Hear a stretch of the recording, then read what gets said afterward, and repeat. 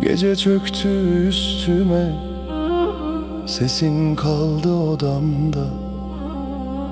Gittin ama bitmedi, adın hala dudakta. Bir sigara dumanı yükselir hatıranla.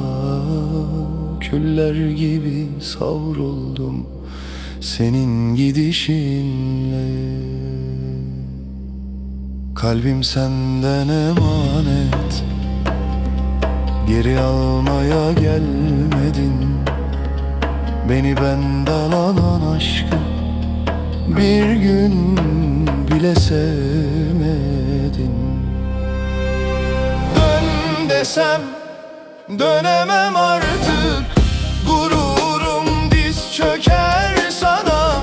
Adını sildim derken yine yazdım yarama. Sensizliğe alışırım sandım, yalanmış avunduklarım. Herkesi sevdim dedim, bir seni unutamadım.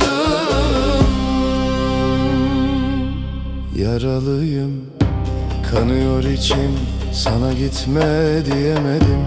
İşte bütün suçum bu benim. Aynalar yalan söylemez, gözlerim ele verir. Güldüğümü sananlara içimde biri ölür.